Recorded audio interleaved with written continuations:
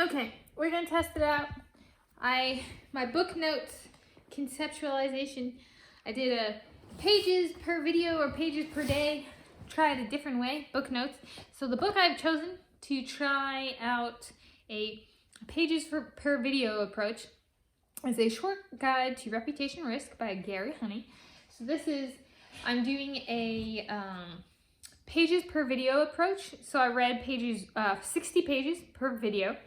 This book is 119 pages. This will be 2 videos once I finished it. And I've finished on page 60. And page 60, it corresponds to a mid-sentence cut off. So I stopped literally there. All right. That's all I'm allowed. So that's the introduction. One last thing. This is the second time I've read this book in the 2023 year, or I'm reading this book in the 2023 year. I'm just finished page 16. There's 119 pages, so I'm over halfway, but I'm not done yet. And this is my second time reading this book this year, 2023. Today is Wednesday, 27 December 2023, and I'm Tanis Coralee Leonhardi. This is my YouTube channel, Tanis Leonhardi. And what I've decided to think about as I'm reading this book this time is my who am I wedding and moving. So my notes for this week reading, okay, so that was the introduction. Okay, so my notes for this reading, or maybe I'll do the timestamp at the first, my notes for this reading. For this section of the video. Let's see, I took a few notes. I tagged a few things. So, my who am I wedding and my Jacob Ingebrigtsen, that came to mind when I was reading as well. So this is about, so my first note kind of comes from the section on the causes and impact of reputation risk. The book, this is page 17, and I'll put book information, like the edition and publisher and the ISBN number and name of the book and author in the video description. It talks about how bad news likes to travel fast. So quote, bad news to, never mind. I guess I'm paraphrasing. So like, news that travels fast tends to be bad, and news that does not travel fast but tends to stay kind of close together is good. So there's my summary or paraphrasing of what it says on page 17. And so I was thinking about my who am I wedding, and I was like, that actually brings up a great point. If the wedding attendees are here and say yes, so like let's say my family, who's going to talk about the wedding as it's happening? If we're all here, how's the news of the wedding going to get out? YouTube videos, okay, if I'm able to post on YouTube, and if I choose to post them, right? But what about in-person spreading of the news?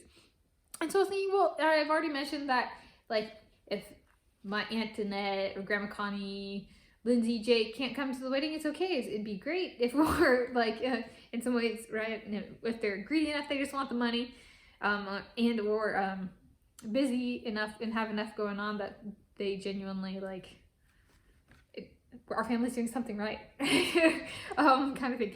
So that leaves kind of my parents, is their house. Is there a case where they might not be present? Oh, it's a really interesting point to take. And actually I was like trying to understand it from their perspective, right? I'm not a parent of human children, at least currently. My Zabosai is like, get over here, honey, let's get going. I'm making sons. But my Dominique Zabosai is looking like the who for the wedding. So I was like, okay, well, let me see if I can try and think through this from their perspective. Their daughter is about to permanently move out with all her stuff for the first time. So their daughter. Is there any chance that like my parents might be concerned not about the wedding happening, but about their presence at the wedding? Which is it sounds really weird, but I was like, okay, they want to see me happy and they want to see me married, and it's really cool that there's YouTube videos or videos, but it'd be cool if there are YouTube videos, you know, that's what part of this dream wedding is, the YouTube videos. And so, like, maybe, how to put this, is there any chance from the parents' perspective, trying to take their perspective, because this book makes an emphasis about reputation is about perception and how people actually perceive. Any chance this wedding is like, and the moving being time coincident? Not that it would be any different if it was spaced out. Might feel like too much of a farewell. But they still want it to happen. It's just, and they don't know what their emotions at the time are going to be. So like, and they still want it to happen, and they really want it to happen here. So is there any chance like they go out to dinner with Scott and Sue or Keith and Patty, or they just go out themselves and they talk about it, or they share about it, or they kind of put some distance between themselves and the wedding just to be like, they're there all day, right? Especially with curfew, right? There might be some people in the house for like 24/7, but not 24/7, 24/4, right? Or 24/3 or whatever it ends up being, you know? They might need a little bit of a breather just to like when I leave, so that they're like, we're happy to see you go, as opposed to like feeling kind of stressed and burned out. Or it might feel like too much of a farewell, and they're like, but they still want it to happen, so they like, we'll be there for the wedding planning and the moving and that kind of stuff, and maybe for the food, but maybe not for the food. Maybe we'll let you guys do it. Just to kind of be like, it happened and we get to see it happen, and we got to provide the place that it happened, but we're gonna just take a little bit of a step back and be like, whoa, this has happened. So that was something that came to mind on reading that part. Then my next section I tasked, let's see. No, there should be like 4. Page 23, I was talking about contamination risk.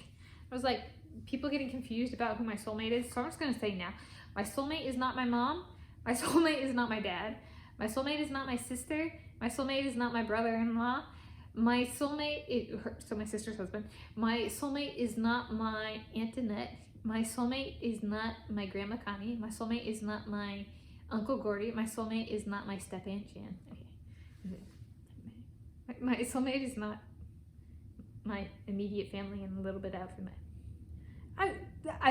This is my attempt to be like contamination, like if they're here or not here, but they're still my family. So either way, contamination, like are they my soulmate?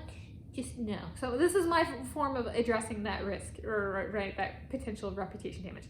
They're not. I'm just stating it. So this video is not. Okay. And then so that's my who and my wedding. And then following from that, Jacob Ingebrigtsen taking my virginity. So that contamination risk was on page was on page 23. I used to just talk, and I think does it stop before that? It says contamination risk in like little marks on page 23. All right, next one is page 48. So that's monitoring and tracking reputation risk, and it's in the section on selecting tools and controls. So as I've described my first time having consensual sexual intercourse, and it'd be with my divinely determined Jacob Ingebrigtsen, I've said in Hungary, between him and I, because it'd be memorable because we're both Norwegian, and then he wants it to be on like publicly on a track, like at kind of like with a competition as opposed to practice.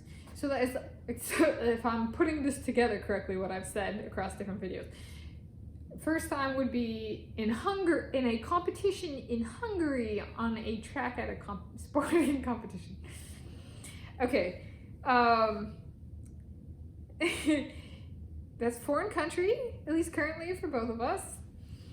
I'm gonna guess it's not a world championships. Okay, we're talking about the first time, so there's pressure there, reputation risk about what if one of us doesn't perform well during our first time if we're doing it in public on a track. 2, what about the audience? Do they want to be there and see it? Like, we need to find the right competition, so maybe not too large of an audience. We want the right audience, not like quality over quantity in physical attendees. And so maybe we go to a few competitions to get a feel for the audience, and the one that's like as soon as possible, kind of treated like the wedding, right? Should it come to be, take that approach moving forward as well, as soon as possible. And they bring up sampling and medium and frequency for like monitoring and tracking reputation risk. And I was like, ooh,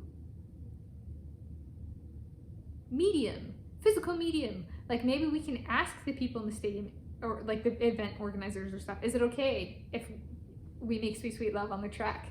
1. 2, the feel of the crowd. Like, if the crowd's just not giving off good vibes, or like they're very antagonistic, maybe not. Which gets on to page 51. They talk about how it's not, okay, I'm going to quote page 51, is not sufficient to engage only with amenable and affable groups. The frosty and hostile ones must also be included, end quote. Yeah, what if there are Hungarians who are like, we hate you, should be Dominic's supposed like. Okay, and we're not even, right, we're at a track and field competition, not a Hungarian football game match. Okay, so like really much put free, like, and maybe we attend some of the competitions or something analogous or at a smaller scale to get a feel for the competitions beforehand. Do I have any vision or sense as to what that competition might be? Yes. Not a competition conducted in meters. We want a competition conducted in yards or miles, which do exist, and they tend to be a little bit funky of running competitions. So I was like, funky tends to draw in like better human beings, more decent human beings than the meters competitions in track and field. And we want, even if they're frosty and hostile, to use the terms of this book, at least they're at a competition where the race is the 1 mile run, not, you know, the 1,500 meters or 1,600 meters or 800 meters or whatever, 400 meters, maybe 1,600 meters, 1,500 meters. Is it swimming? No, it's not swimming. It's a track. It's a pool. Not a pool. It's a track. It's curved. It's not a pool. And it's land, not water. Okay.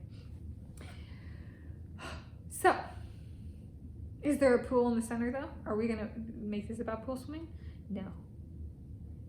And we hope we don't have attendees who like pool swimming. I have pool swimming competition background. Oh, so I do have, that's actually relevant, isn't it?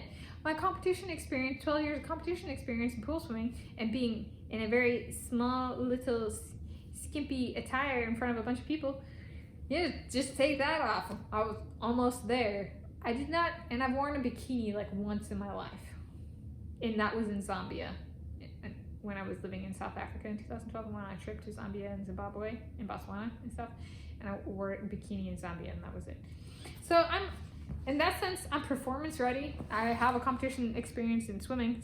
Swimmers tend to be a little bit more flashy than most athletes, but runners can be too, right?